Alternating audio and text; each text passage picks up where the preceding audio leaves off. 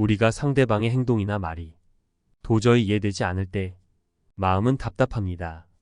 그러다가 그가 왜 그렇게 했는지 내가 이해하게 되면 마음이 시원해집니다. 시원해진다는 것은 괴로움이 사라지고 행복해진다는 뜻입니다. 즉, 남을 이해하지 못하면 내가 괴롭고 남을 이해하면 내가 행복해진다는 얘기입니다. 그러니까 행복해지고 싶으면 다른 사람을 이해해야 합니다. 그런데 우리는 잘못 알고 있습니다. 그가 나를 이해해주지 않기 때문에 내가 괴롭다고 생각하지만 내가 그를 이해하지 못하기 때문에 괴로운 것입니다. 그렇기에 이것이 옳다고 가르칠 것이 아니라 서로 다른 것을 인정하고 이해해야 합니다. 이것이 옳다고 하면 다른 것은 틀리게 됩니다. 그러면 또 갈등이 생깁니다. 이 세상에는 이것이 진리다라는 주장들 때문에 엄청난 갈등과 폭력과 전쟁이 일어납니다.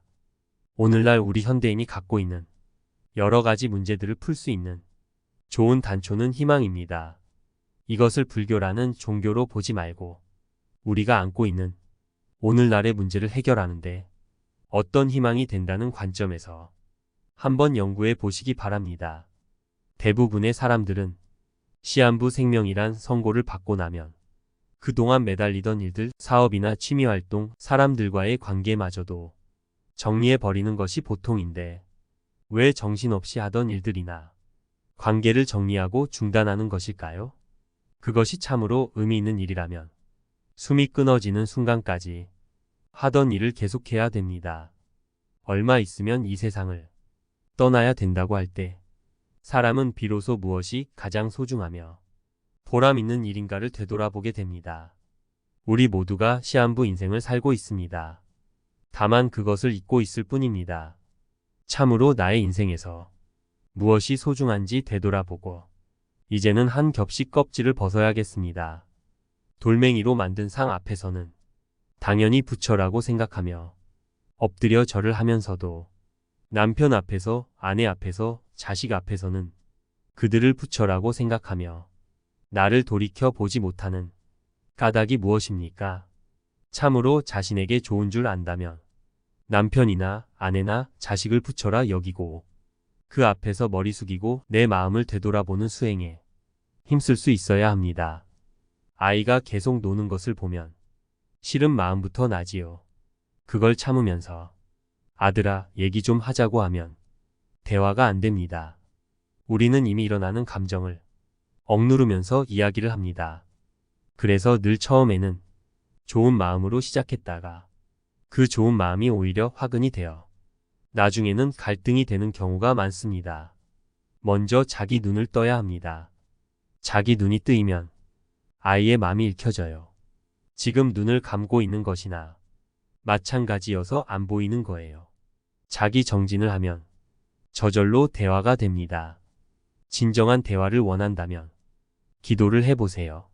집에서 매일 108배를 하면서 제가 아이의 마음을 몰랐습니다. 아이의 마음을 이해하겠습니다. 이렇게 정진을 하는 것입니다. 그러면 놀고 있는 아이가 보기 싫지 않게 됩니다. 그래야 대화를 하자는 말을 하면 금방 아이가 응하게 되고 설령 응하지 않아도 본인이 아무렇지 않아요. 우리가 고비를 맞았다, 역경을 만났다 할 때 이것이 정말 고비인가, 역경인가를 한번 생각해 봐야 합니다. 몸이 아프거나 일이 잘 안 풀리는 게 고비가 아니라 마음이 불편하면 고비가 되는 것입니다. 실제로 고비가 와도 마음이 불편하지 않으면 괜찮습니다. 예를 들어 산에 올라가는데 중간에 가기 싫으면 고비가 됩니다. 그러나 마음이야 그렇든지 말든지 여기까지 와서 안 갈 수 있나 하며 가기 싫어도 올라가 버리면 고비를 넘긴 것입니다.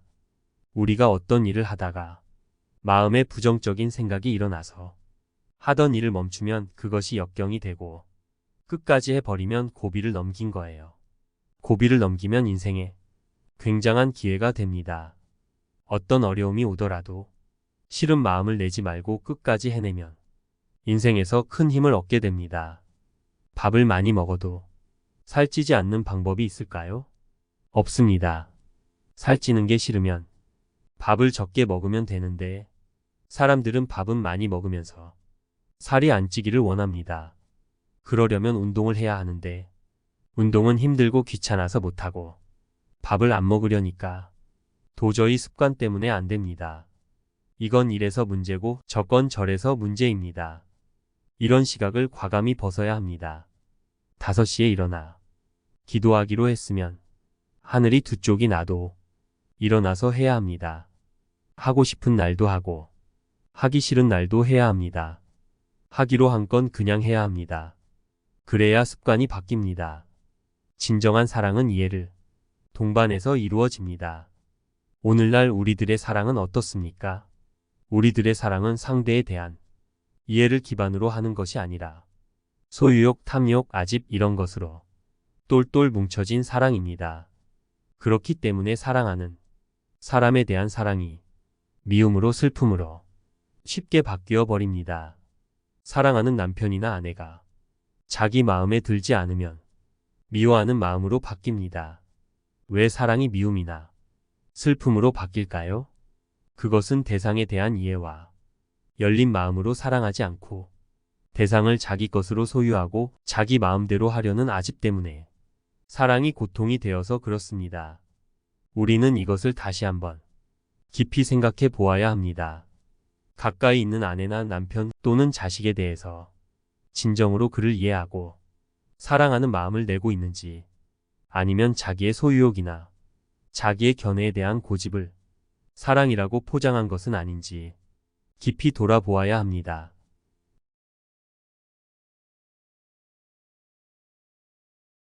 우리가 상대방의 행동이나 말이 도저히 이해되지 않을 때 마음은 답답합니다.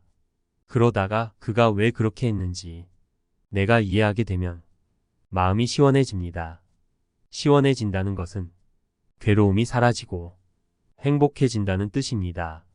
즉, 남을 이해하지 못하면 내가 괴롭고 남을 이해하면 내가 행복해진다는 얘기입니다. 그러니까 행복해지고 싶으면 다른 사람을 이해해야 합니다. 그런데 우리는 잘못 알고 있습니다. 그가 나를 이해해주지 않기 때문에 내가 괴롭다고 생각하지만 내가 그를 이해하지 못하기 때문에 괴로운 것입니다. 그렇기에 이것이 옳다고 가르칠 것이 아니라 서로 다른 것을 인정하고 이해해야 합니다. 이것이 옳다고 하면 다른 것은 틀리게 됩니다. 그러면 또 갈등이 생깁니다. 이 세상에는 이것이 진리다라는 주장들 때문에 엄청난 갈등과 폭력과 전쟁이 일어납니다. 오늘날 우리 현대인이 갖고 있는 여러 가지 문제들을 풀 수 있는 좋은 단초는 희망입니다.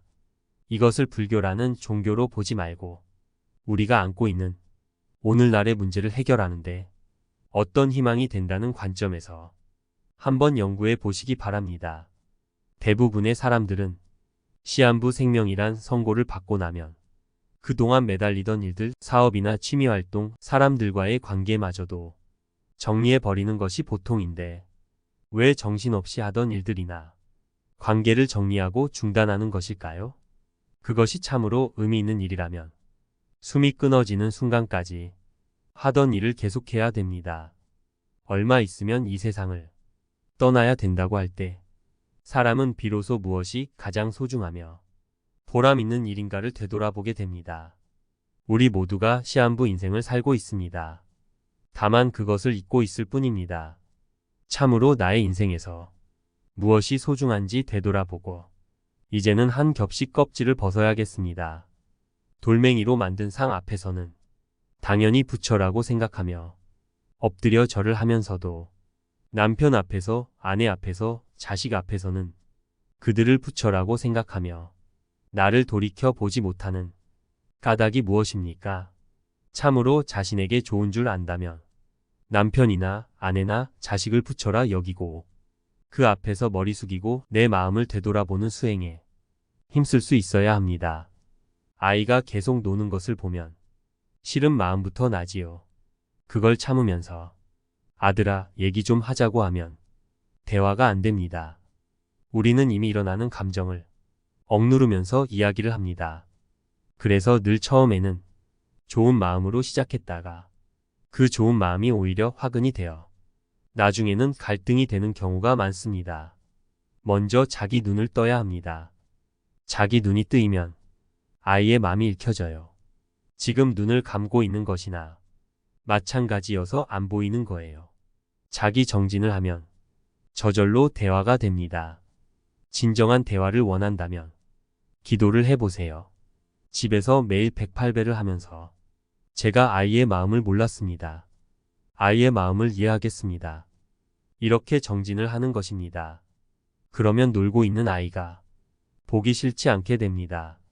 그래야 대화를 하자는 말을 하면 금방 아이가 응하게 되고 설령 응하지 않아도 본인이 아무렇지 않아요. 우리가 고비를 맞았다, 역경을 만났다 할 때 이것이 정말 고비인가, 역경인가를 한번 생각해 봐야 합니다. 몸이 아프거나 일이 잘 안 풀리는 게 고비가 아니라 마음이 불편하면 고비가 되는 것입니다. 실제로 고비가 와도 마음이 불편하지 않으면 괜찮습니다. 예를 들어 산에 올라가는데 중간에 가기 싫으면 고비가 됩니다. 그러나 마음이야 그렇든지 말든지 여기까지 와서 안 갈 수 있나 하며 가기 싫어도 올라가 버리면 고비를 넘긴 것입니다. 우리가 어떤 일을 하다가 마음에 부정적인 생각이 일어나서 하던 일을 멈추면 그것이 역경이 되고 끝까지 해버리면 고비를 넘긴 거예요. 고비를 넘기면 인생에 굉장한 기회가 됩니다. 어떤 어려움이 오더라도 싫은 마음을 내지 말고 끝까지 해내면 인생에서 큰 힘을 얻게 됩니다. 밥을 많이 먹어도 살찌지 않는 방법이 있을까요? 없습니다. 살찌는 게 싫으면 밥을 적게 먹으면 되는데 사람들은 밥은 많이 먹으면서 살이 안 찌기를 원합니다. 그러려면 운동을 해야 하는데 운동은 힘들고 귀찮아서 못하고 밥을 안 먹으려니까 도저히 습관 때문에 안 됩니다. 이건 이래서 문제고 저건 저래서 문제입니다. 이런 시각을 과감히 벗어야 합니다. 5시에 일어나 기도하기로 했으면 하늘이 두 쪽이 나도 일어나서 해야 합니다. 하고 싶은 날도 하고 하기 싫은 날도 해야 합니다. 하기로 한 건 그냥 해야 합니다. 그래야 습관이 바뀝니다. 진정한 사랑은 이해를 동반해서 이루어집니다. 오늘날 우리들의 사랑은 어떻습니까? 우리들의 사랑은 상대에 대한 이해를 기반으로 하는 것이 아니라 소유욕, 탐욕, 아집 이런 것으로 똘똘 뭉쳐진 사랑입니다.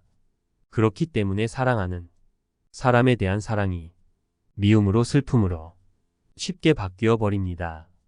사랑하는 남편이나 아내가 자기 마음에 들지 않으면 미워하는 마음으로 바뀝니다. 왜 사랑이 미움이나 슬픔으로 바뀔까요? 그것은 대상에 대한 이해와 열린 마음으로 사랑하지 않고 대상을 자기 것으로 소유하고 자기 마음대로 하려는 아집 때문에 사랑이 고통이 되어서 그렇습니다. 우리는 이것을 다시 한번 깊이 생각해 보아야 합니다. 가까이 있는 아내나 남편 또는 자식에 대해서 진정으로 그를 이해하고 사랑하는 마음을 내고 있는지 아니면 자기의 소유욕이나 자기의 견해에 대한 고집을 사랑이라고 포장한 것은 아닌지 깊이 돌아보아야 합니다. 오늘의 이 가르침으로 여러분들의 인생이 더욱 행복하시길 책걸음이 함께 응원합니다. 감사합니다.